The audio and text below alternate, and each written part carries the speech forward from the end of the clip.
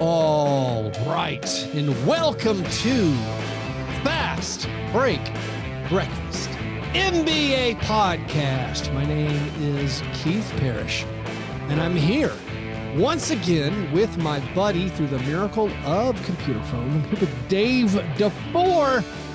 Dave, how's it going, buddy? Not bad. Not bad. I appreciate that mustache Summer Keith is here. I actually was thinking about it the other day because I don't normally let my beard, I haven't let it grow like this in a long time, and it's like kind of getting a little bushy. Wait, I've never seen mustache Dave. I don't really do the mustache. Yeah. No. You don't strike me as a mustache man. Yeah, I mean I've done along the way, like, we had our goatee phase. Okay. I mean, as you do. I've never really had a strong goatee phase. I mean, there was for me, it was when I first learned to walk with facial hair. We're talking like senior year of high school, right before freshman year of college. There might have been like a late 90s Christian ska band goatee look, 100%. But just for like a month, like maybe even a week, just trying things out. It was the training and the training wheels. Right. I mean, eventually you don't feel comfortable cutting off those training wheels and going straight mustache. It takes a lot of self-belief and also a lack of gainful employment to be able to just go that way. You know what, man? You can be a cop with a mustache. You can. It was open. About the only job. But I mean, honestly, you can be in the Navy. The revival of the mustache worldwide, which it's going strong right now. It's hard to remember 2 decades ago, no one had mustaches and you couldn't pull it off. Like even people like me who are barely employed, it's like, I would do it for a week and be like, I did the wildest thing, guys. I actually had a mustache. It's the Speedo of facial hair. And there's a reason that, mustaches are out of fashion. I have a mustache right now. Well, first of all, I love mustaches. Let's get that out of the way. Adore them. I'm a beard guy. I met my wife. I had a mustache. She's like, wow, that mustache is pretty funny. She got it immediately. However, now she just abhors it. I'm like, well, when we met, I had a mustache. She's like, yeah, I don't like it. You look terrible. Well, you gotta get the handlebar going, and the handlebar works. I like it. Yeah. But I have a mustache now because I shaved down my beard post Summer League Las Vegas. So my mask, my N95 mask would make a seal around my face because I had COVID and I was trying not to spread it to anybody in my house. I didn't test negative, Dave, until, yesterday. I had tested positive when I got home from Vegas last Tuesday. I lived in my basement of my house. I slept on a couch in my basement on a sectional. Watch out, JD Vance. Slept on a sectional downstairs. My back's killing me, but I shaved the beard so I could actually fit a mask over my face and hopefully not spread germs to anybody else in my household. Also, again, isolating in the basement, it doesn't matter if my wife finds my appearance repellent.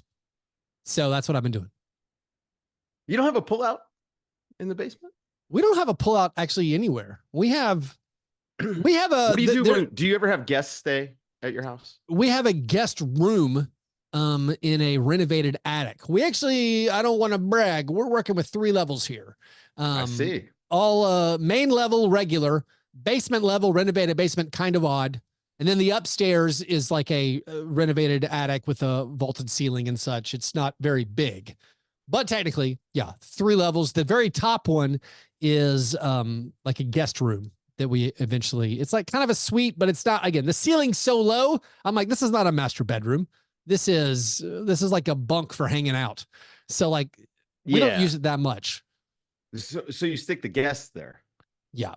So I chose like the basement. The basement is, of course, where my podcast stuff is. It is where all my toys are, and it's where my televisions are. So I'm like, I'll just live in the basement. It'll be fine. This is where my things are. There's a musty shower down here I will use. So no, we don't have a pullout. Is a pullout like a necessary? I don't know. You know what? I like a pullout. Just I have a small apartment now, but I like a pull out for convenience. I like a pull out in the living room because sometimes you just want to lay down and watch movies. You know, I got you. Yeah. Well, like when you're anyways, sick, do you want to lay in bed or do you want to lay on the couch? I mean, just depends what media you have presented to you. I don't keep a TV in my bedroom. So. Anyways, same. All right, let's get around to some basketball, Dave. I got a lot to talk about on this show. I know this is now the off season. This is the real off season. Like NBA's done. Everyone has done all their business except for signing Luke Kennard, but all teams are basically whatever. They're taking the breaks now. There is of course the Olympics coming up. The worst FIBA weekend event. You think it's the worst FIBA? Is that what you said? Yeah, the worst FIBA event. Why is it the worst? It's kind of, there's a lot happening, and it's I think it's a little bit crammed as far as the schedule goes. You know, you get, I think it's least quality of play. Are you not moved by the 61 NBA players participating, which is of course the highest ever? No, actually, that might be 61, not counting Team USA. Is that number right? I might have that number all wrong. I mean, that seems like a lot, but I not really. I'm kind of over the NBA guys playing. I would like to see Team USA move to 23 and under. Yeah, you said that last week. I think your 23 and under dreams, much like the Team USA soccer, it's all 23 and under plus three old guys are invited. And I don't know how they chose the ones who got invited. It seemed pretty random. The thing is, like for basketball, like our basketball culture, for some reason, we see the Olympics as more prestigious than the World Cup, which is the opposite from the rest of the world. Like the rest of the world, the World Cup is the World Championships. That's how they see it. And the Olympics is a little bit less important. It's funny how we've got that a little bit backwards, but it stems from, I mean, we put a lot of emphasis on the Olympics in the Cold War, you know, and we lost in '88, and so now we got to send Michael Jordan over to dominate the world, and so I think that sort of changed the way that we view that stuff. Not that we cared about the World Cup all that much back in the day, anyway. Right? You know, we were very much like the NBA champs or the world champs, right? Speaking of the Cold War, Dave, you'd be proud of me. I watched a 1964 Cold War thriller called Failsafe. The reason you'd be proud of me is because it's all about nuclear disaster. Yeah, it's all about I'm into accidental stuff launch of a nuclear strike against Moscow. I read a lot of books about walking, a lot of science books about walking. Oh yeah. Actually, one of the most politically radical books I've ever read about walking. There you go. The politics behind walking and walkable, like living in walkable places. Oh yeah, the anti-car agenda, the anti-American anti-car agenda. Yeah. Dave, let's hit our breakfast, and then we'll move to our breakfast. Let's dive into the basketball aspects of this, because there's still summer league things I felt like I should have said last week, and I'm actually catching up now that I again stuck in a basement. I've been watching a lot of actually summer league diving into the film recaps, diving into the film, as they say. But first of all, we do our breakfast before we get into all the basketball stuff. Dave, have you had a breakfast today? I did. Today was kind of a simple one just because I had to hit the ground running when I got up this morning. Do you shop at Aldi? No, I don't. Aldi is fantastic. I used to live across the street from one in Germany, and now I have an Aldi within, distance of me, like shopping. It's very convenient, real close to my gym. They kind of make their own stuff. A lot of times they have a delicious pre-made protein shake. It's very good. Yeah. Really good. So I had one of those. And then, are you a milk guy, Keith? What does that even mean? Like, what kind of milk do you drink? Do you drink milk or just don't drink milk? Okay. We have milk that we buy for our children. We normally buy 2%. Okay. Yeah. I haven't drank milk in I don't know how long. Yeah, since you were a child. Like since I was no. Since I was in college. Okay. Or after college, trying to gain weight, lifting weights. Yeah. Like, I mean, a gallon of milk is just, it's efficient when you're, broke. And anyway, so I'm always looking at new sources of protein. Milk technology has come a long way. And I got some of this Fairlife, ultra homogenized, ultra pasteurized processed milk that basically doesn't have lactose in it. Okay. And it's ultra high protein. Okay. 2% milk, low fat. And so I had an 8-ounce glass of that with this protein shake, and it's kind of a perfect breakfast. That's amazing. I know, like at least by the numbers. Now, look, it's not delicious. It's not fun. Yeah. It's not my full English, breakfast with some delicious beans. I mean, you know who's a milk gay, right? No. Oh, well. That Nate Duncan photo? Nate Duncan's the Nate Duncan photo of him and Danny with just giant glasses of milk. Yeah. I didn't catch Nate and Danny this year at Summer League. I didn't see him either. I don't know. I know they went to the buffet, but I don't know if they posted their photos. The only thing I know about milk consumption is the one thing I overhear. I've overheard this multiple times. People asking my wife for whatever reason, "Hey, what kind of milk should I drink? Like, is it okay to drink whole milk, 2% and skim milk?" And the thing she always answers is, she says, "Well, first of all, how much milk are you drinking? Because it doesn't matter. Unless you're drinking like a quart of milk a day, doesn't matter. Like if you drink, like most people aren't even drinking 8 ounces of milk a day. It doesn't matter. Drink whatever you want." My breakfast, but this milk really, it's. I was expecting. I'm excited about your all-D prefab protein shakes and your fancy milk. I imagine Dave meeting ladies at bars, and you open with, "I've got this fancy milk, and the most revolutionary book I ever read was about walking." But I keep cold LaCroix in the fridge at all times. There you go. I always have fresh berries. My dog's post-walk snack was a scoop of natural peanut butter, some kefir, and 50 grams of frozen blueberries because it's hot outside, so try to cool them off, man. Dave, I had a horrible breakfast. That's the line I'd open with. This is what I feed my dog. I know. I ate like I do many times based on the excess of supplies we have at the house.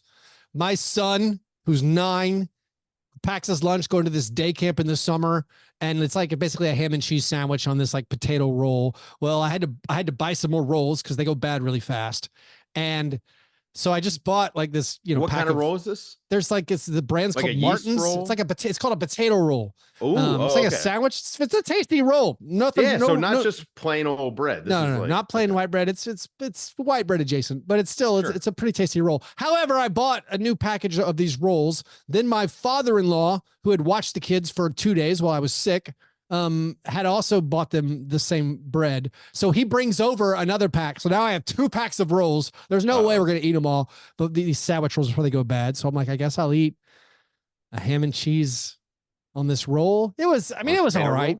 I didn't put anything on it. I just dry ate it. It was okay. No salad or anything? No, I mean, I don't have any greens in the house. And I just ate ham, cheese, bread, done. Look, man, I always keep the little bin of the spring mix. Yeah, spring mix, right? I throw that, I make a lot of sandwiches and stuff, Yeah, I don't make a lot of sandwiches. Cook a burger for lunch, throw that on there. So that was what I had to break my fast. It'll tide me over as I record my second podcast of the day. I had to record about Jay Huff earlier. Jay Huff emergency podcast. Had to. Listen, I am not going to break up. There's a lot of momentum with the off-season Grizzlies podcasting. I'm not going to break the momentum. I'm going to keep, as long as YouTube is still making up rumors. No, excited. As long as YouTube is going to keep plugging this into people's feeds, I will do the emergency J Huff podcast. Is this the Memphis? Is this the Memphis? Oh yeah. So your headphones are pointing to right now.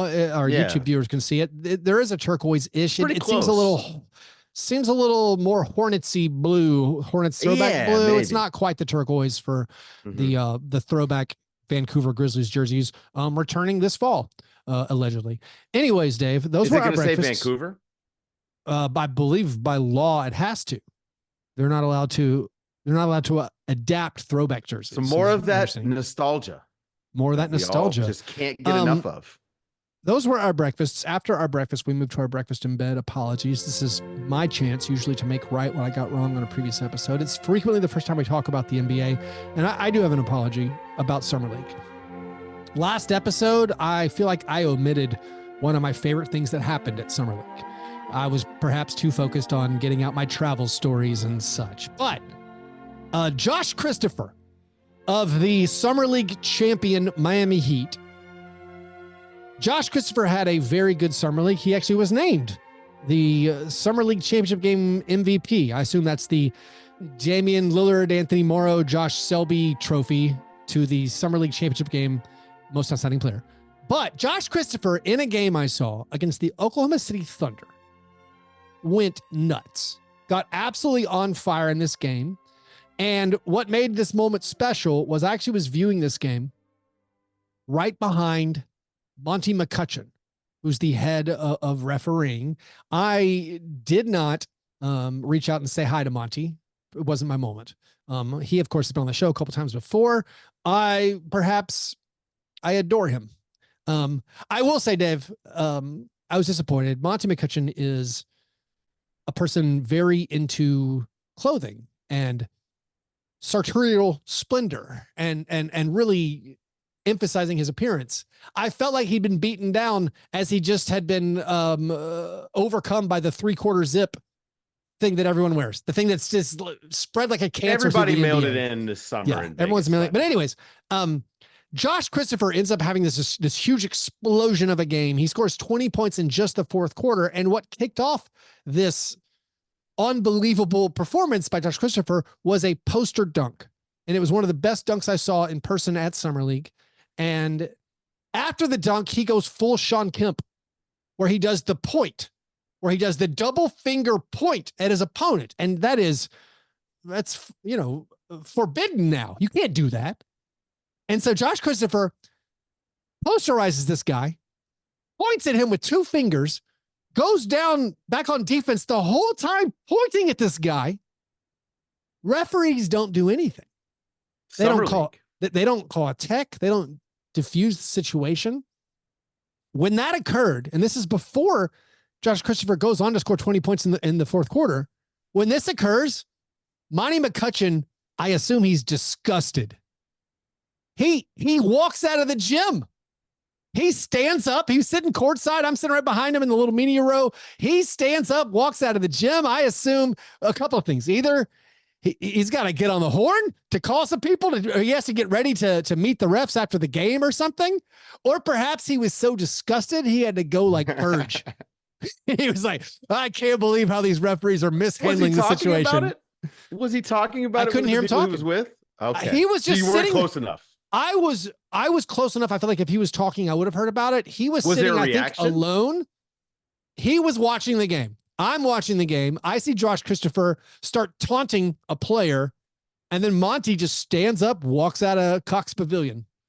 I think he was sick to his stomach. He was pissed. He was angry.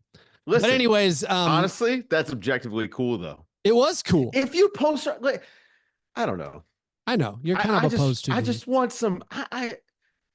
This point is sort of like the foul was thing, so right? long. So we've always, a lot of times we come back to the thing about text, like the was it cool? If it was cool, there's leeway. It was so cool, but also he persisted with the point for so long. That it passed cool where I felt uncomfortable. It went Angel Reese.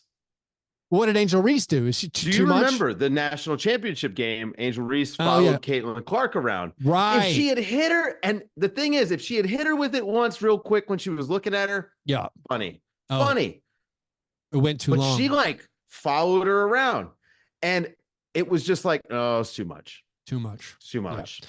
Well, I don't know, man. I don't know. If you posterize somebody, I feel like it was pretty great. If he'd been ejected, I mean, we would have missed out on this 20-point fourth quarter. You know, the heat check, right? Like we know a guy hits 2 or 3 shots in a row, right? He's going to jack up that fourth one. Yep. There's a little bit of a heat check thing when it comes to taunting and and running your mouth, right? Like you can get a little, I mean, we all know too much dip on the chip is a real thing, right? And that might be a case of it. But then if he goes on to score 20, maybe he was telling him the whole time, hey, there's more coming.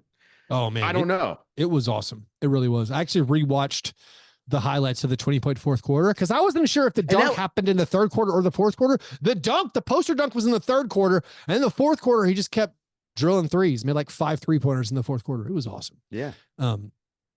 Little did we know that Heat team would end up undefeated and champions of all of Summer League, dispatching my Memphis Grizzlies in the title game. Heat culture, right? Yes. Yeah. Heat culture. Their second round draft pick guy was kind of awesome. This guy, Pele Larson. Mm-hmm. Awesome. I'm now most curious about the Heat. Which one of those guys is going to be the random like breakout player this year? Which guy is going to take over the Caleb Martin role? Is it like, does Josh Christopher get a Haywood shot? Highsmith. Is Haywood it Highsmith? Well, Haywood Highsmith is still there, but I can see like either this Pele guy or Alondis Williams or Josh Christopher. One of those guys might step up. Yeah. You remember Kendrick Nunn, second in Rookie of the Year vote? Right. Whatever happened to that guy? Gone. Out of here. Anyways, he saved the Lakers and then disappeared. That's right. Those were our breakfast in bed apologies. Well, yours. Do you have anything you want to make right? I just assumed. Yeah, you live a pure life. I don't make amends. No I look forward. I live day by day. Yeah. Let's take a quick break and then we'll come back with some steak and eggs best things. All right, Dave, steak and eggs best thing. What's the best thing you've seen in the last week? Is it for you? It's the off season. It's the actual. Oh, no. I mean, what's your top thing? I've a little bit of the Team USA stuff. Yeah. It's actually been Steph and LeBron playing together. It's delightful. It's kind of cool, man. It's cool. These are the two best players of, this generation by far, in my opinion. They are American players. Yeah. Well, no. But I mean, I would say in the league, right? Yeah. And they are icons at this point. And so this is the closest, in my opinion, to that 92 Dream Team feel with some of these guys. It's not stacked like that team was. That was like a historic, I mean, obviously just a crazy team, but with the stature, like having LeBron at this point in his career, Steph at this point in his career, it's kind of, I don't know. It's interesting to see, even though I'm against these guys being on the national team. I think that it's ultimately bad for the sport. And I think it's. Why do you think it's bad for the sport? I understand the argument that it's maybe bad specifically for Team USA basketball if you want to develop the younger generation. But I feel like for the sport, but the more eyes, the more legends that these other countries get to play against. That seems good. We're too good. I don't think we're that good, Dave. Are you watching these? We were 43-point favorites against South Sudan and won by 1. The switch can be flipped. I'm just tired of pretending like it can't. I don't think it can. I do think it can. And the truth is, like, Embiid has looked awful, but Bam and AD, when the games count, like, they'll just play a lot more. And they are not awful. They're great. Yeah. I don't think Embiid is going to be as bad as he's been. Like, he clearly is a little out of shape. But I'm just against it. I think that it takes away some of the sporting aspect of it. If you just know, hey, this team is so stacked, and I understand all of the ways in which, yes, we have these great advantages. I just think, it's not for me. I don't know, because I don't know if Team USA was going their hardest in their showcase warm-up. They finished their showcase undefeated, but again, down to the wire, LeBron James had to save them against South Sudan. An unbelievable story. Luol Deng organized the South Sudanese team. They had some guys you've like sort of heard of, that Mayock guy was a chucking, but like that game was, I think, indicative of one of the problems with this Team USA. It just, they don't have there's no crispness to their offense ever. They move so slowly. And I think, how much Steve Kerr do we have to see to be like, that's just how these guys play? Also, Kerr's the wrong guy. It's the older superstar guys where it's like, they're not used to this. You still need the connective pieces. And then you watch the Germany game. They beat Germany by 4. They trailed for a lot of the second half. And it was like Germany, they just, I don't know. It seems so reductive to say that they play better, but they move the ball. And they have their shooter. Who knows? And maybe it's because the hierarchy is so much more developed on all these teams, these international teams, besides Team USA. Because still with Team USA, it's like Devin Booker's like, I could score here, but I know they eventually default to LeBron and Steph, but like to have that crispness, the way the offense moves, to have Joel Embiid playing at his best, where he can actually, no, I'm going to screen and rebound and I'm going to take advantages of mismatches in the paint. But like Team USA feels like they're in slow motion at all times. You think about that 2012 team and how good it was. It's because they played basketball. And this team so far isn't actually doing that. Like they're playing like they're not running an offense, right? It's spread pick and roll. Yeah. It's, kicking things out of the post. It's driving kick. This is where Steve Kerr, in my opinion, is not the right coach for the job, because I actually think these sort of international tournaments, you need someone who is a game to game, not just X and O's guy, but a strategy and tactics guy too, who's going to say, you know what, we are going to start Bam today. Yeah. We're going to change the starting lineup. You need I think Eric Spoelstra would be, if we're picking amongst the NBA guys, especially the guys on staff, he'd be more well suited to that job. I mean, you look at what he does with the Miami Heat, and I mean, the guy is a little bit of a wizard when it comes to lineup adjustment, rotation adjustment, and obviously plugging people and pieces into an offense. So, if they just played basketball and ran an offense, they would blow the doors off everyone. And I think what you're looking at right now is these guys just figuring out, they're out there throwing the ball around, trying to figure out how to play. Yeah. But once the games start, I just have no doubt in my mind that, I mean, these are the best players in the world. And was it you that said someone was talking about Canada and their chances at winning a gold, and they kept coming back to, well, we have Shea. Yeah. And you told me, we have 8 of those guys. No, that wasn't me. Honestly, that wasn't you. No, it wasn't. I was giving you credit. It's a great line. But we have 8 of those guys. We sort of do, but basketball, for me, it's a sport where it doesn't matter if you have 8 of those guys. It's better to have a hierarchy a lot of the times. I agree. And you want to have a good team. The overall best player. You certainly want to have the overall best player, and maybe Canada at this point is Shea in his career. He's probably a better player than Steph and LeBron at this point. Mm-hmm. Maybe not.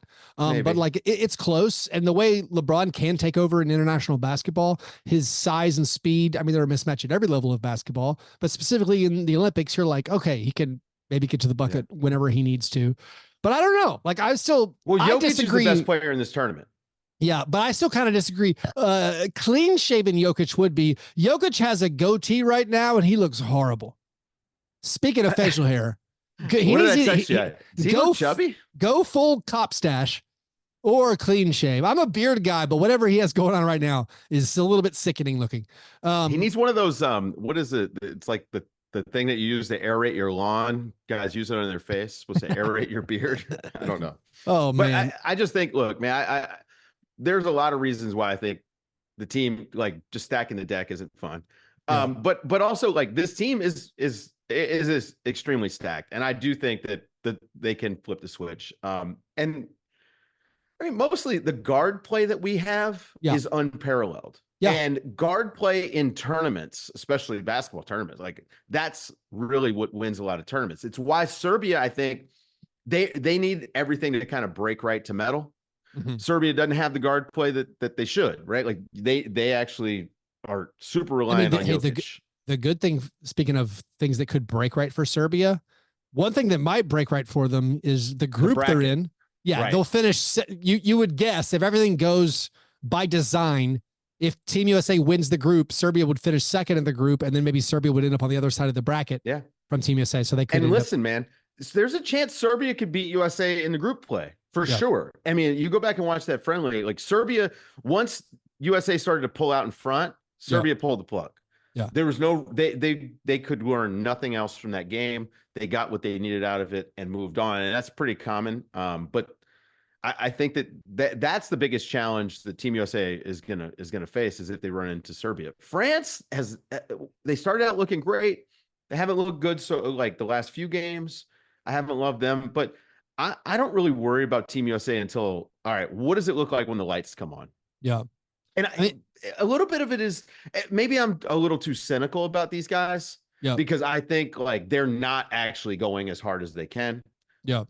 And maybe that's my own bias, but I mean, I still would pick them to win every game they play, but I think there's gonna be a lot of close calls. And even when KD comes back, if KD's fully healthy, you have so many options, but I still doubt they're ever going to hit that thing where it's like bang, bang, bang, all the right decisions over and over. They don't know each other. I think they're going to have to be bailed out by, oh, wow, so-and-so finally overpowered, if it's Steph or KD or if it's, Devin Booker. By the way. Well, this is, I'm glad you said Booker, because this is the actual interesting thing. Bringing Derek White, hugely important. Derek White, Drew Holiday, and Devin Booker are the 3 most important players for Team USA, in my opinion. Okay. because they can guard and play offense, and they can guard 94 feet if you need them to. I throw Ant in that too, because Ant sometimes he sure, locks in on defense. No, what I was gonna say actually was I wanted to point out Derek White and the role he played against South Sudan. He was in the closing lineup, and he's the guy who gets a finger on the ball when South Sudan had a chance to tip the ball. It looked like they were going to have a game-winning offensive rebound putback at the buzzer, and maybe it looked like there was a foul initially in live action, but on replay, no, Derek White is out there. He gets a finger on the ball, keeps it from going in.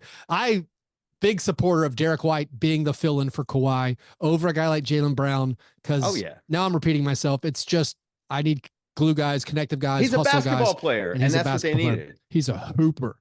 Dave, here's my best thing from the week. I have more summer league stuff I want to talk about. I'll do that in a second. But best thing I saw was Steve Ballmer proudly bragging about his new arena, the Intuit Dome. Now, my best thing, my steak and eggs best thing is actually, I think it's not a real thing. It's what I imagined what he was saying.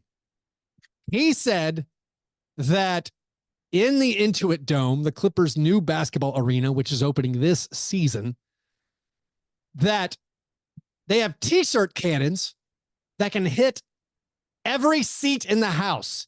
You don't have to be down in the lower level. You don't have to be like at Summer League where you have to be in one of the first 6 rows, because the arms on these high schoolers throwing t-shirts is embarrassing. Playing too much Fortnite. Yeah, we got to get these kids outside. Football, man.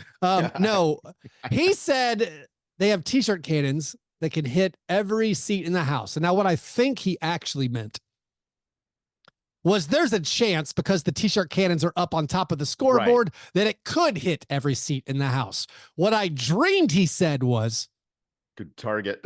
We have a program where it's like section 231, row K, seat 18. Bang! Like you can drill somebody in the head. Like that's my dream. My dream is like order a t-shirt from the store, and then they could set the cannon to just fire. Now, I envision a series also of pneumatic tubes where there's someone in the basement that puts the t-shirt in the thing, and it shoots through there, and then it comes flying out the top, and you can point that thing. You have like a little periscope and a little target reticule, and it's like it aims at the guy. That was what I dreamed he said. You would think by now we would have the pneumatic tube sort of concession delivery service. When is Amazon going to lay the infrastructure to have pneumatic tube delivery system to every? Well, I just mean in an arena. Oh yeah, right. Like delivered straight to your cup holder.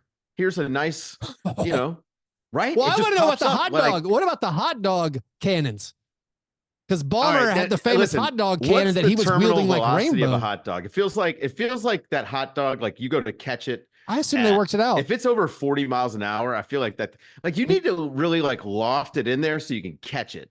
I almost feel like with the hot dog, you either got to do the drone, or targeted, like a parachute. Sort of like an aid package delivery drop. Yeah, what if it was like those like RDX movie theaters? Is that what they're called? The 4D, the ones that have like little. Yeah. They just spray you with hot dog water. Yeah, they'll spray you hot dog water. They'll like tap you on the back every now and then. Yeah. Hey, buddy, you're at a game now. Anyway, they're gonna start selling those for your house, man. Those were our steak and eggs best things. The opposite of the steak and eggs best thing is the cream of wheat worst thing. Dave, do you have any worst things that you're what's bringing you down? Listen, I try to complain about nostalgia at every turn, and you do, yeah. I just think that it's so cheap to constantly smack the nostalgia button at every turn. It's why sports media tends to go to the Michael Jordan debate all the time, because that's what your dad grew up with. You love it too, right? Like it's like, I don't know. It's why every movie is derivative now, because they want you to take your kids to go see the stuff that you liked so they can just sell the same ideas and same toys. It's very boring to me. And on that note, NBC is getting back basketball. Okay, I don't care. The people who did NBC basketball back in the day are so totally different than the people doing it now. Yeah. The media landscape's different. Whatever we get now is way closer to what we're going to get over at NBC than what we used to get back in the day, which was its own thing. And now everyone's like, oh, cool. They're going to bring back Round Ball Rock. You guys are nostalgic for this thing. You were going to hate it when it's connected. Oh, hey, Round Ball Rock, and it's Joel Embiid. No offense to Joel Embiid. He's great. But Round Ball Rock, that's Michael Jordan's music. I don't want to think about these guys with that song. I put that song, like, for me, in my memories, like, that song is a specific time in the sport, and I kind of cherish that time. I don't want to associate. If it had stayed around, it's a different thing, right? It's kind of like The Price is Right sticking around. Oh, hey, look at that, it's still on. But it didn't stick around. It went away. Just let it go. But here's the upside, Dave. Now you're going to have, like, 10 or 15 years later, you'll hear the NBA on TNT music. I don't even know that music. It's music that I can't hum on demand. But then once I hear it, I'm like, oh, yeah. It honestly, here's the problem. When you hum it, like what I do with my voice, it sounds just like Round Ball Rock, even though they're different. But with Round Ball Rock, I even do the little, like, twinkling intro. Yeah. Do you know what I mean? Like, there's a whole thing there. And then there's, unfortunately, I can't partake in the discourse on the various, like, desk shows because I don't, right. I don't get it. We're the wrong people to talk about. I was watching, I'll tell you, the thing that really stood out to me was I was watching some of the coverage of, you know, obviously there's some political stuff happening. I was watching some of the coverage on CNN. I was like, oh, hey, look, there's like 6 people at a desk. Oh, hey, like, and shout out to Bomani Jones. He was on CNN talking about politics. I was like, huh, this looks just like sports. Does Barkley not have a spot on any of those shows? I don't know. Has Barkley weighed in? I feel that both of these things have the same amount of weight and relevance. They're both kind of just. I'm not the right person. Like I said, neither one of us are, because we're not very married to the shows. I don't have the nostalgia for Inside the NBA, which a lot of people do. And I just, for other reasons, I never watched studio shows. No. Also, maybe it's politics related. There was a famous Inside the NBA back before the 2016 election where I can't get the things Ernie Johnson said then out of my head. And so I've always been like, I don't care about the show very much. But maybe I will. This feels like a thing. Maybe my worst thing can be, this feels like a thing I'm going to regret later and I don't know it. Like, I had people texting me asking, hey, how do you feel about the NBA going to Amazon and losing TNT? And I'm like, as far as I know, I don't care. I don't care who cameras are going to be great on Amazon. They could. The cameras are going to be amazing. But there might be things about it that are terrible. Of course, who knows? And we will end up missing either the Inside the NBA guys or we'll miss TNT's presentation. I mean, they had a great roster of play-by-play guys. Oh, no, it was fine. I mean, hopefully those people will still hear some of them. People were telling me that the WNBA has games on Prime and you can't pause or rewind, which that sounds awful. But I don't also pause or rewind. But also Prime had the NFL last year and you could pause and rewind and it was awesome. So like they had a bunch of game recaps. Whenever you turn the game on, it was like, you want the game recap? Like, yeah, sure. Football games are amazing. Yeah. So maybe it'll be like that. But again, we don't know exactly how it's going to be. I am entertained by whatever this legal battle is going to be. And again, this might just be coming up with the thing in my head, how I want it to be, much like Steve Ballmer's t-shirt cannons, laser guided t-shirt cannons. Like, so Warner Discovery TNT, which is all the same thing, had these matching rights for the television contracts. And apparently the NBA got tired of them a while ago. They not a big fan of their chief executive. And so the NBA negotiated with Amazon and also with NBC and also with Disney for their next TV contracts. Well, after it's basically come out that, hey, this is going to happen. And I'll be honest, I was super confused about this because the whole time everyone kept saying, but TNT has match rights. Right. And I'm like, well, I don't know what that means. Well, then TNT puts out this press release saying, well, the NBA announced what they're doing and we weren't included, but we have elected our match rights per our contract and are exercising those. And the NBA then said, we refuse your match rights. I believe Adam Silver walked out with the contract and just tore it in half. Well, I can understand how spit on it. This is probably not even how it totally happens, but I'm going to do it the way I imagined it in my head. In my head, I could imagine Amazon and their contract was like, we have Prime Video and we're going to put all our stuff on Prime Video. 100%. And Warner has Max stream. Like they don't have the same reach on their thing. Right. And so like, they're like, oh, we're going to match this contract. And the NBA is like, no, you don't have the things Amazon has. You don't actually match. Now I can be sympathetic with my non-legal understanding and having not, of course, read any of the contract, that whatever this contract was when they came up with it, however many years ago, none of this stuff existed. Right. So like, how could TNT possibly be able to, match a technology that didn't exist at that point? I don't know. So I don't know. It seems like the resolution is going to be court, and Warner Discovery just is going to get a settlement from the NBA to make it go away. But $77 billion the NBA is getting in their new media deal. Yeah, that's a pretty nice price. But anyways, who knows? Also, hey, by the way, I should have said my best thing was James Dolan. What's this? Saying, hey. Oh, James Dolan mad about the way the NBA is just going, period. Yeah.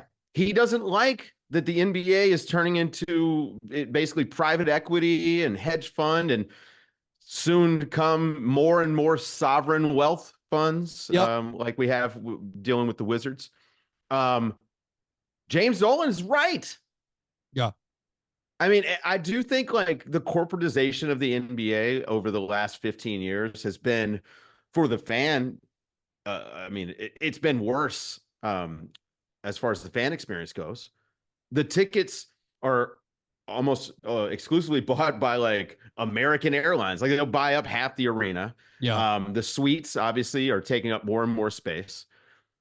And I think James Dolan's right. Like if you want to be a team owner or whatever, and you're just an individual, or like, I mean, think about the Buss family owning the Lakers. You're being pushed out by big money. Yeah. And the league's sell on this is, well, but when you sell, you're going to make a lot of money. Yeah. But clearly James Dolan like doesn't need the money, and the Knicks are something that he does it because he loves it. Yeah. And Dolan, we don't normally defend or say good things about him. Never. But Dolan's one point was like the NBA is taking, I mean, part of it became like, oh, he's talking about like he doesn't want to pay luxury tax, or he doesn't want to give his broadcast money to the smaller market teams. He doesn't want this certain level of socialization where you prop up the smaller markets, the not as successful markets like that. You're like, I don't know if I'm sympathetic to that as much. But also part of it was saying we keep buying into this thing, and the NBA is telling us, well, the value of your entity, right, it keeps increasing.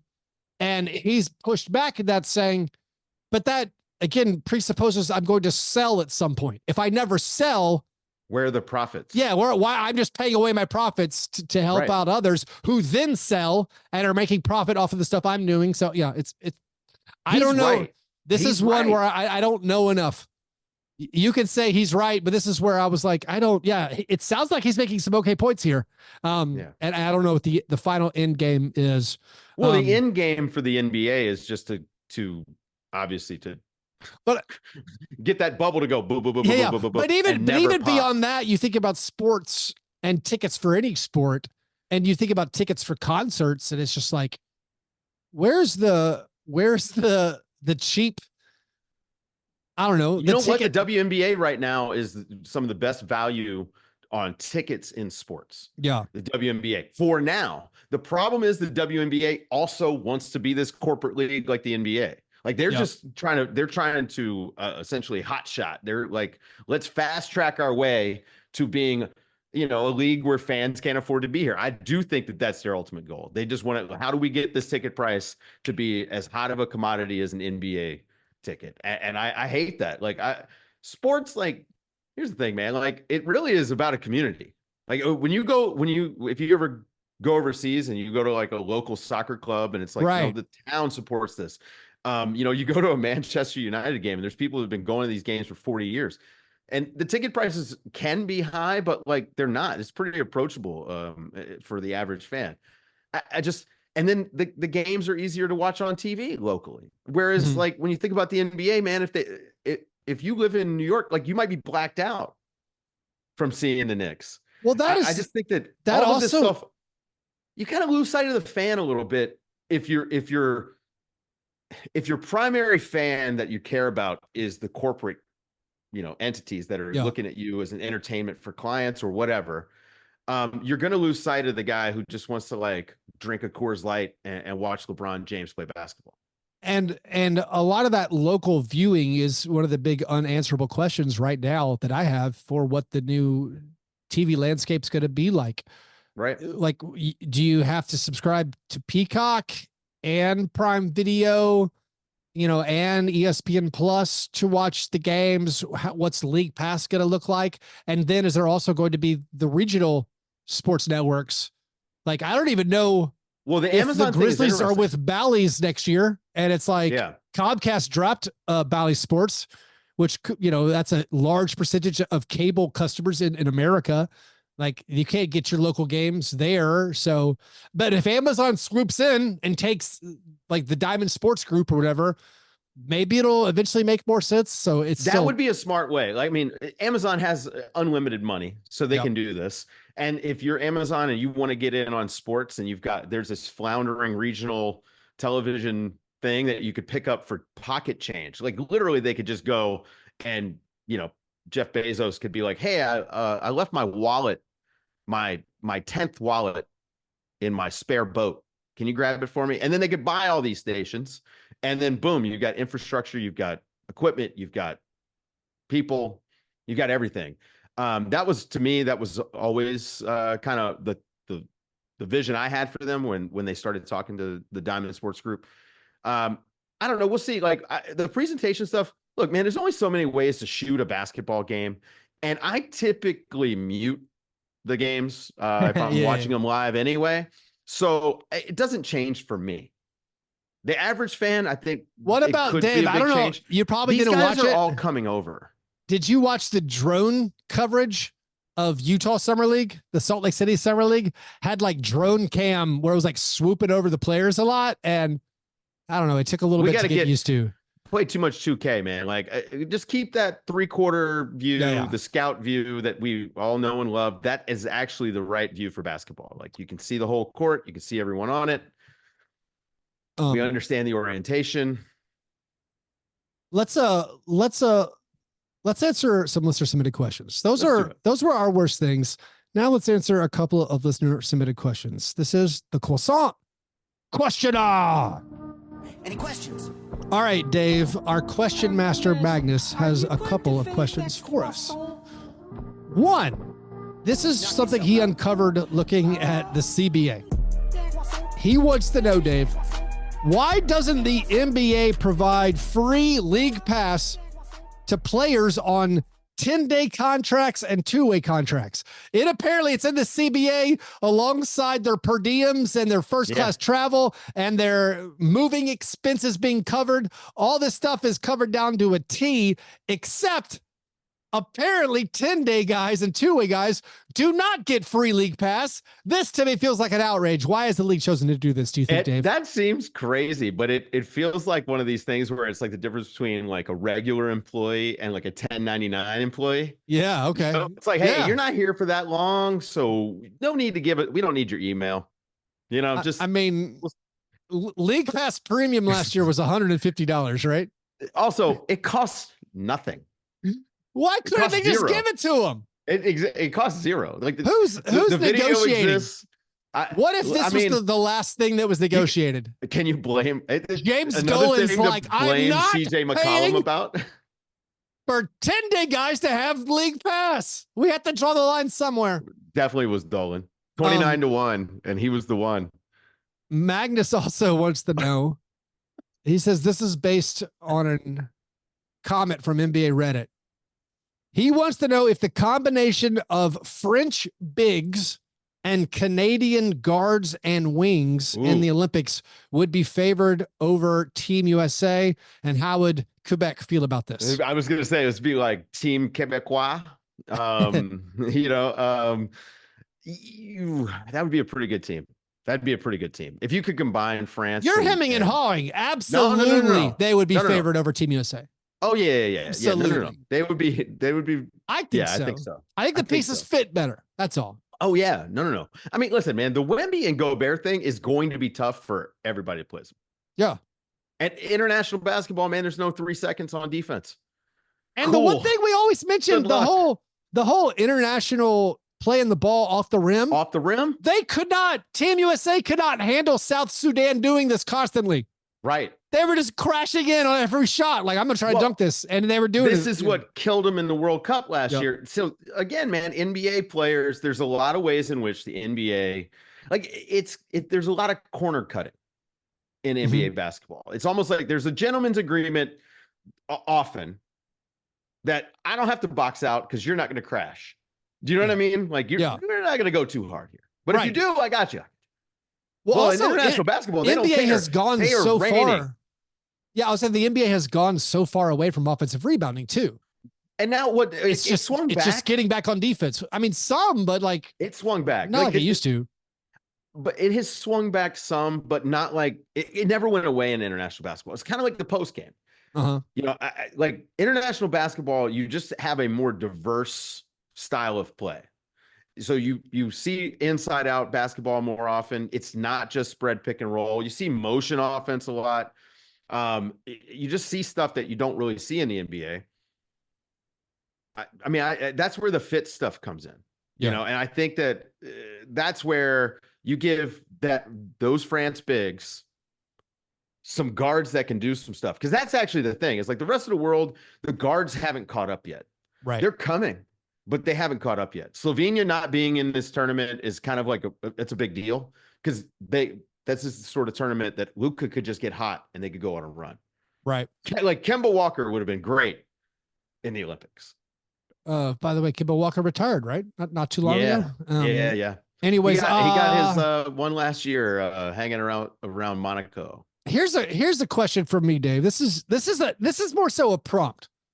Okay. This is actually maybe a challenge to the NBA content community.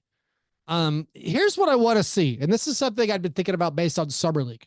And when you think about player ages, like one of the things that I was having fun with at Summer League is there's all these guys who are like, you know, there's like 23-year-old, 24-year-old rookies who were good in Summer League. Like Tristan Da Silva was on fire, making his 3-pointers. A lot of guys look pretty good. Then there's also just like guys who have been in the league for a long time who are still like 23, 24. Like Kevin Knox had a massive game in the Summer League semifinals for the Warriors Summer League team. Kevin Knox has this exceptional Summer League resume.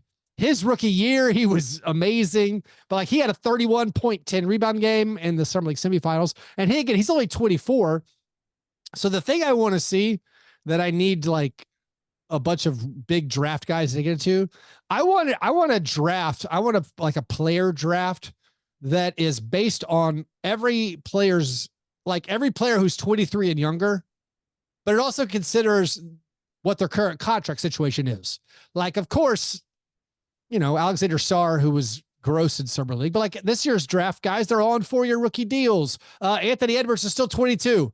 He, of course, is amazing, but he's the max player. Then there's random guys like Gigi Jackson, who's 19, but he's going to be on like a minimum for the next 3 years. There's other guys, Paolo Banchero, are guys who are in the last year of their deal. I just want to know, like, if there was an open draft for the entire NBA on every player who's 23 and younger, like where does Dalton Connects go? He's 23. And then where did like the Thompson twins go? You know, like are we saying 23 and under or I was 22 to 24? I was saying basically 23 and under. I mean, maybe it started. Wemby goes first, right? Right. Wemby still goes first on the second year of his rookie deal. But then there's just second. Yeah, maybe Ant goes second, but then what are the other? I mean, you feel like Paolo goes pretty high, but now I haven't done the research enough. I just started thinking. Like a lot of it maybe started, the genesis was thinking of like, where does Gigi Jackson go in this year's draft type stuff? And then because he was younger, well, I mean, I think the consensus seems to be he would have been pretty good lottery pick. Right? He's younger than Modest Buzelis and Reed Shepherd and like all these guys. And he was great in summer league. So yeah, I was wondering, but anyways, that's a challenge. I want to see that happen somewhere. Maybe I'll do it on this show. But it seems like so much research. Are we allowed to draft on this podcast? I don't know. Oh, is it? we don't want to rip anybody off who has drafts on their podcast. That's a good point. Anyways, those were the croissant questions. If you want to have your question answered on air, you have to be a Patreon supporter. Join over at patreon.com/fastbreakbreakfast. If you join over there for $5 a month, you get at least one bonus episode a month. You could join the Slack channel. We have all kinds of Slack channels. We have a politics channel. We have a movies channel. We have a Grizzlies channel. There's a Timberwolves channel that's very, very active. So if you want to join, Timberwolves Stakes is huge for us. So if you want to get involved with that, also if you want to play fantasy basketball or football with me and other listeners, the only way to do it is patreon.com/fastbreakbreakfast. All right, Dave, for this week's award segment of the program, I'm going to reflect a little bit more about Summer League, and we're going to name our International Stackhouse of Pancakes Summer League Hall of Infamy. This is actually just the 2024 Hall of Infamy. Right. I mean, there's one guy at the top of the list. Well, there is, of course. Alexander Sarr had a difficult Summer League. He had that 0 for 15 game, as highlighted on last week's episode. He finished up a smooth 9 for 47 on his field goal attempts, 7 out of 30 on 2-pointers. Dave, that's incredible. But I was thinking a lot about even some of the guys who I was like, they made a good impression. I'm like, that guy seemed cool. And then I was looking at their stats and they're bad. Like Bub Carrington and Matas Buzelis. Maybe this is just like a conclusion that you draw about like how important swagger and aura are. Because like those guys, right? I don't want to hear the word aura. Keith, please don't do the aura. I just can't do it. They had good Riz. What do you? No. Oh no. What do you want from me, Dave? Swagger is fine. Swagger is fine. Juice is even better. I like to say juice. I watched Bub Carrington and I said, that guy's got juice. Like that guy was awesome. Yeah. But Bub shot, I think 32% for all of Summer League. Buzelis dunked everything. I guess he missed every other shot he took. Because he also, I think, shot like 32%. I kept hearing Bulls fans are so excited after seeing Buzelis at Summer League. And I was like, do we watch the same guy? Yeah. Like Donovan Clingan was so dominant, blocked so many shots, led Summer League in rebounding. His shooting percentages were weirdly low for someone as gigantic as him. Yeah, all of them around the basket.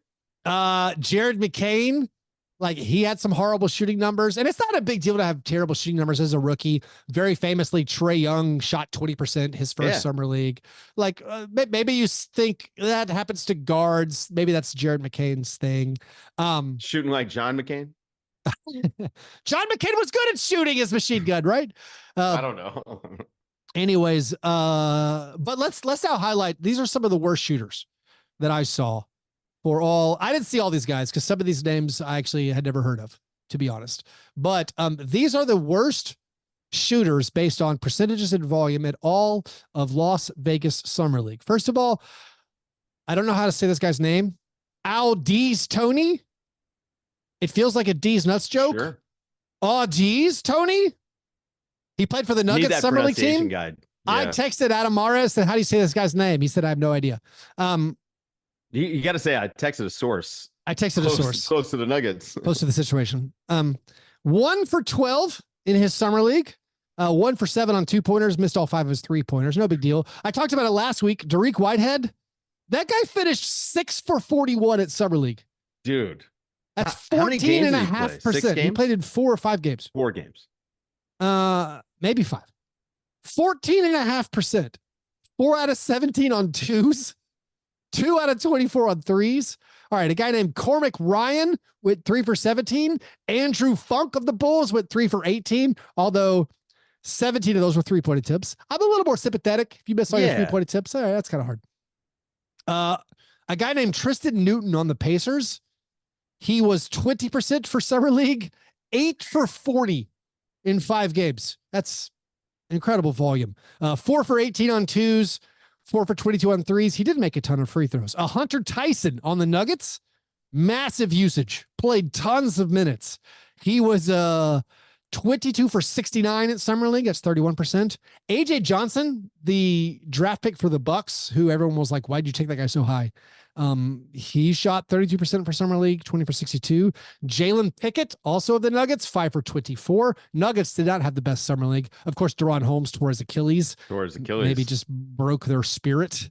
Also, by the way, Reggie Jackson has now changed teams again. He's on the he's on the Sixers. Is that to he was a salary dump. I know he was a salary dump. The Nuggets they got nothing. They salary dumped him. What about Russell Westbrook? Let's take a pause in our Summer League Hall of Infamy to discuss Russell Westbrook joining the Denver Nuggets, apparently with the blessing and or request, or by the request, of goateed Nikola Jokic. What do we think? Is this like Mirror Mirror, the Star Trek episode where actually Jokic has been replaced by an evil Jokic, hell-bent on destroying everything that good Jokic built by bringing in Russell Westbrook? Look, man, I think Russ is still a useful player. He was pretty good for the Clippers coming off the bench last year. Will he do similar things for the Nuggets? Like they just need a guy who can score like 18 points off the bench. It would help them tremendously. I kind of feel like so I think it's fine. I probably have just drunk too much Jokic Kool-Aid in my life. I feel like Jokic is like the one perfect player to fit with Westbrook. Yeah. Like Westbrook is a lot of times out of control, and a lot of times maybe he just shoots the ball too much. But one, they need that jolt of just crazy / effort / movement / running at all times. Like the idea that Christian Brown is better than Westbrook. Right. Get out of town. Now, I don't know if Westbrook should start. No. Yeah. Change of pace, just be nuts. Right. But like, I think he can do basically everything Christian Brown can. Yeah. And Jokic made Christian Brown look good. I feel like just as an innings eater in the regular season, for a guy on the minimum, it's the first good thing the Nuggets have done in a while. I agree with that. And him and Sarge probably can play together some, like off the bench. I'm still not over them salary dumping Reggie Jackson and doing it all to give Dario Saric that second-year player option. Saric should have been a minimum salary too. What are the Nuggets doing? Not great. Not great. Let's recognize now Sidi Sissoko of the Summer League Spurs. This is a guy who I saw have numerous thunderous dunks in person. It turns out I must have seen all his awesome plays. He was 6 for 28 at Summer League, 21%. Miller Kopp, who is the tannest person I've ever seen. He played for the Thunder. He was 5 for 22, although 5 out of 17 were 3-pointers, over 5 on 2-pointers. A guy named Mark Armstrong, no idea who that is, played for the Nets, was 5 for 22. And then Jalen Clark of the Timberwolves was 6 for 25. So to all of those players, congratulations. Your stats jumped off the page for their hideousness. And for that, I recognized you. Now, Dave, we salute you. I probably focused too much on the negative. I tried to reverse it and look at the players with good stats. I just don't have a passion for that. There's just not that. There are not that many good. Like some of the stats are fine. Like, okay, like that Jalen Wilson guy who weirdly won Summer League MVP despite ending up on second team all Summer League. Yeah, okay. Jalen Wilson's stats were pretty good.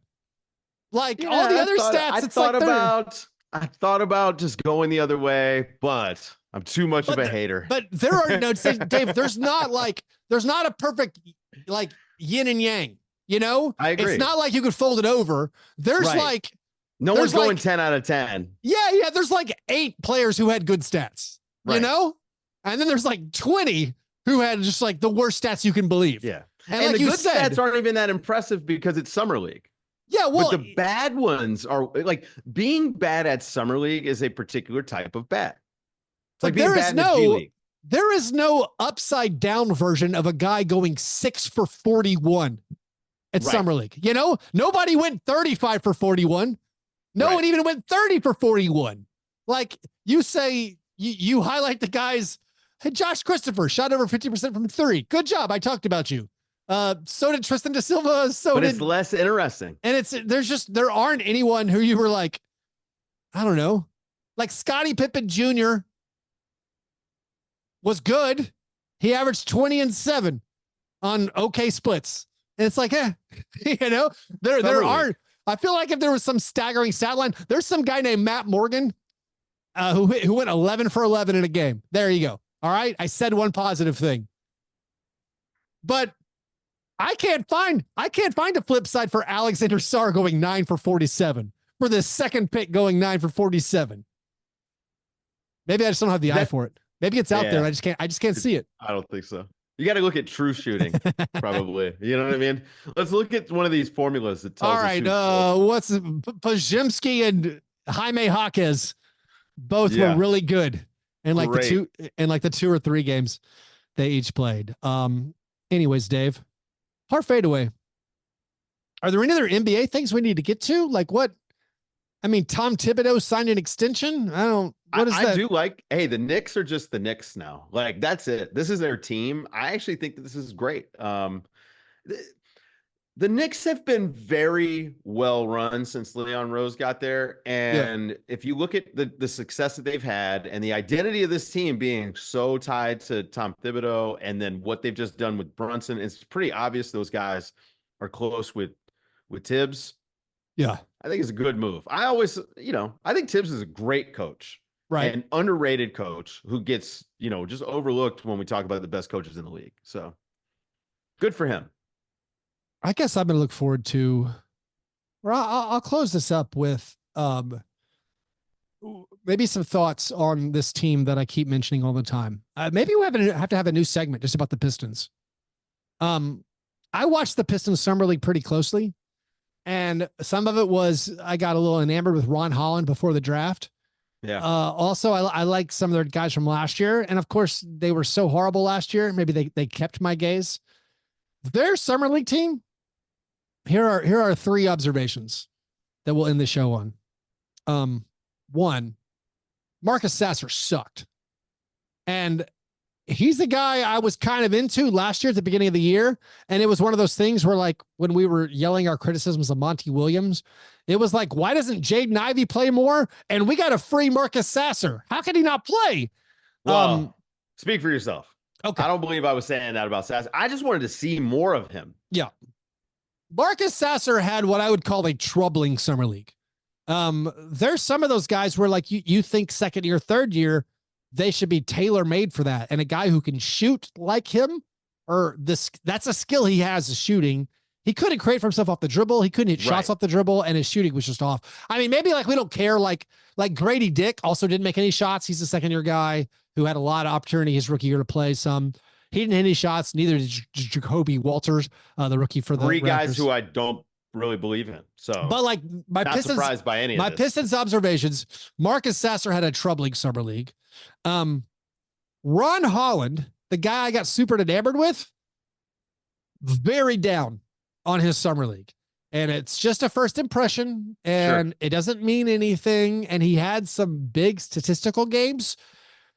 He had, to my eye, negative touch when it comes to making like layups and short shots, like a Bismack Biyombo stone hands. Why are you so bad at layups? Weird looking negative touch. He actually made some 3-pointers, but I thought his touch was like, oh my, none of it looks right when he shoots. Right. Maybe again, it was just small sample size. I'm an amateur. I don't know what I'm talking about, but I was bothered by that. Also, his athleticism was not like, he wasn't as powerful as I thought he would be. He's supposed to stick out. Like, guys are supposed to. Going back to Kendrick Nunn, who I made fun of. Yeah. Kendrick Nunn in Summer League looked like a different breed of player. Oh, no, he looked like a grown man playing that with guy's kids. way more athletic than everybody. Yeah. Ron Holland was not that. Ron Holland was not finishing in traffic. He was not making these super highlight plays Like, I thought he was going to be, in my own scouting ignorance, I'm like, this is going to be like a Sar and a Min Thompson. He's going to be another, like, those guys were like, these are magical basketball beings. They're very raw and they don't shoot very well, but they do everything else. And it's great to watch them. They're mesmerizing for their athleticism. That was not Ron Holland. It was like, he doesn't have any of that. I thought he was going to be more of like Project Freak than anything else, right? Like, but he's not. He doesn't have freak athleticism that I saw, and I don't know what's going on. He looks a little skinny. He tried to challenge some guys, like going up to like at the basket, could not create the space himself. Like physically, he was getting bumped. And he was actually the aggressor and was getting bumped. That's the kind of stuff I look at for a big wing like that. Like theoretically, that's what he is. I don't like, he needs to be able to finish. Yeah. Like that's his job, is to be a play finisher. And so the touch stuff is troublesome, but even more than that, like, can he play above the rim enough with enough physicality that it matters? Yeah. And maybe I just saw the wrong plays. I think I watched. Nobody was in shape.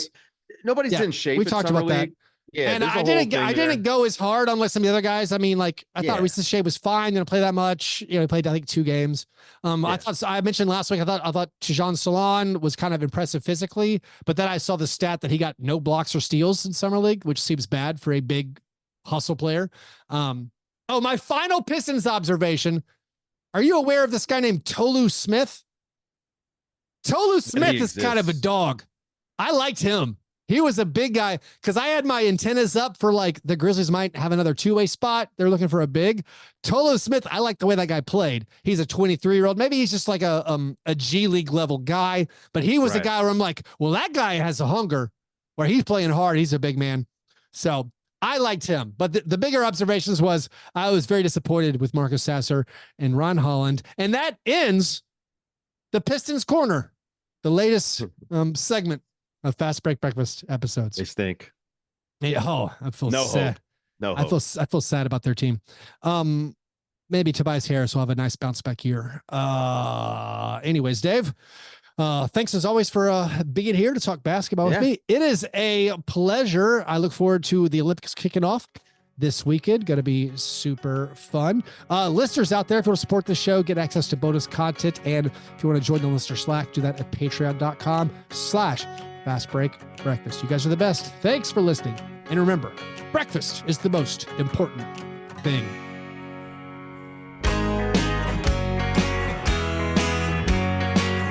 Yeah, never apologize for being G&G. Fastbreak Break, man. You understand?